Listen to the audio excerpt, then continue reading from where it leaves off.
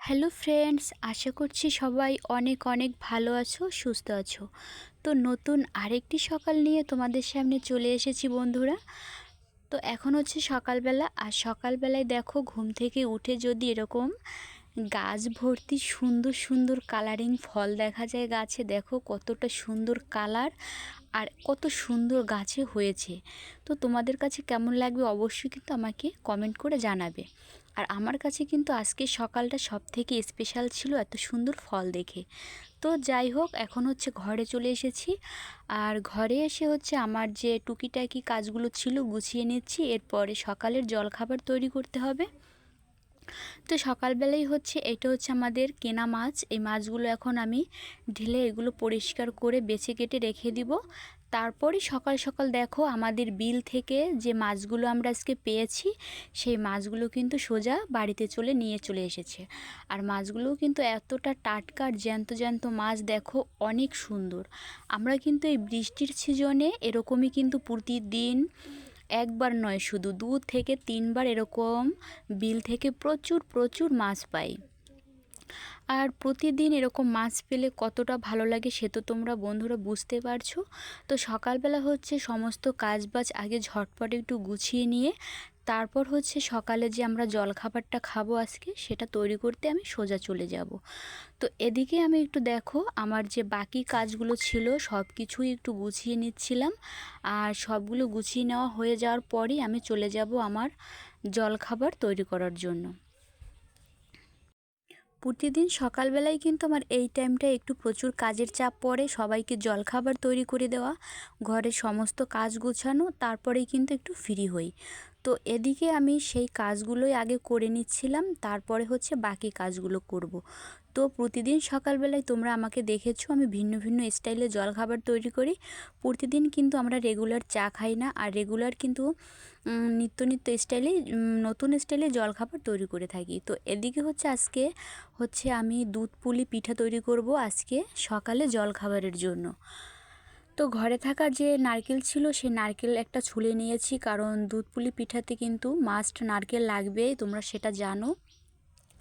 আর আমাদের গ্রাম থেকেই পিঠাটা যে গুড় দিয়ে তৈরি করব, আমাদের গ্রাম থেকে কেনা টাটকা একদম সুন্দর একটা গুড় আমি নিয়ে এসেছি, সে গুড় থেকে আজকে পিঠাটা তৈরি করব। তো চলো যাও, এখন দেখো সমস্ত উপকরণ কিন্তু আমি রেডি করে নিয়েছি, যে নারকেল কোড়া আর নারকেল আর দেখো গুড় একসঙ্গে মিক্সড করে আমি একটা এদিকে পিঠার জন্য পুর তৈরি করে নিচ্ছি। তো এটা তৈরি হয়ে গেলে তারপরে আমি বাকি পিঠাগুলোও তৈরি করে নেব ঝটপট। সকালবেলা কিন্তু নতুন নতুন স্টাইলে পিঠা তৈরি করে খেলে কিন্তু অনেক অনেক গুণ ভালো লাগে। আর প্রতিদিন দেখবে এক রকমের খাবার কিন্তু খেতে ভালো লাগে না।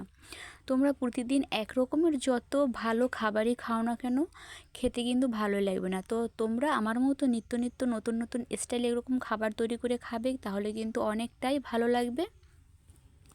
তো যেহেতু আজকে আমার একটু রান্না করতে দেরি হবে, তাই আজকে সকালেই পিঠা তৈরি করে নিয়েছি।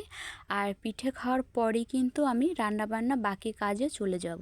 তো এদিকে দেখো আমার পিঠা কিন্তু তৈরি করা হয়ে গেছে বন্ধুরা। ডিজাইন কিন্তু খারাপ হলেও স্বাদে কিন্তু একদম অতুলনীয় ছিল, কারণ দুধ আর সরের একটা মিশ্রণে কিন্তু ক্ষীর তৈরি হয়ে গেছে।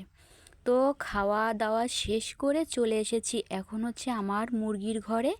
আর এখান থেকে আজকে আমি নিয়ে যাব ডিম, কারণ বিলের প্রতিদিন মাছ খেতে খেতে কিন্তু একতরফা আমার কিন্তু একদমই এখন আর ভালো লাগছিল না। তাই এখন চলে এসেছি আমার মুরগির ঘরে ডিম নেওয়ার জন্য। তো আজকে আমি ডিম নিয়ে হচ্ছে এখন রান্নাঘরে এসেছি, কারণ সারাদিনের যে রান্নাটা আমার সেটা করে রাখতে হবে। আমি সকাল সকালে কিন্তু সারাদিনের সমস্ত রান্নাটাই সেরে ফেলি বন্ধুরা। তো এদিকে রান্নার জন্য হচ্ছে আমি ডিমটা ভুনা করে নেব আজকে। আর দেশি মুরগির ডিমের ভুনা তোমরা কারা কারা খেতে পছন্দ করো আমাকে কিন্তু কমেন্ট বক্সে এসে জানিয়ে দিও, ঠিক আছে। আর এদিকে দেখো এই যে ডিম ভুনাটা আমার কমপ্লিট। সকাল সকাল রান্নাবান্না শেষ করলে কিন্তু সারাদিনের কিন্তু আমাদের রান্নাটাই সব থেকে মহিলাদের বেশি প্যারা থাকে। তো রান্নাটা কিন্তু হয়ে গেলে আমার অন্তপক্ষে মনে হয় যে আজকের দিনটা একটু ফ্রেশ ফ্রেশ লাগছিল। তো আজকে হচ্ছে ডিম আর চিংড়ি দিয়ে হচ্ছে এদিকে দেখো কলমি শাক রান্না করব, কারণ চিংড়ি দিয়ে কলমি শাক রান্না সবাই অনেকে ভাজি খেয়েছো, তো সব সময় কিন্তু কলমি শাকটা রান্না করা হয় না। তো আজকে ভাবছি যে আজকে ভাজি করব না, কলমি শাকটা জাস্ট রান্না করেই খাবো।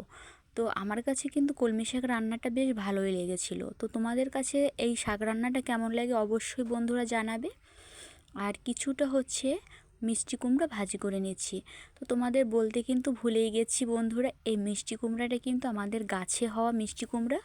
তো সেই মিষ্টি কুমড়াটাই আজকে আমরা ভাজি করে খাবো, আর এর সঙ্গে গাছের কাঁকরোল ভাজি করব। তো সকালবেলা সমস্ত কাজ আমি দেখো আজকে অনেক দ্রুত সেরে নিয়েছি, সকালের রান্নাটাও সেরে নিয়েছি। সারাটা দিন হচ্ছে এখন আমার ফ্রি রান্নাবান্না শেষ করে। তো এদিকে আমার কাঁকরোল ভাজিও কিন্তু দেখো বসিয়ে দিয়েছি। আজকের রান্নাগুলো এই পর্যন্তই। তোমাদের কাছে ভিডিওগুলো কেমন লেগেছে অবশ্যই কমেন্টে জানাবে। দেখা হবে নেক্সট ভিডিওতে। সবাই ভালো থেকো।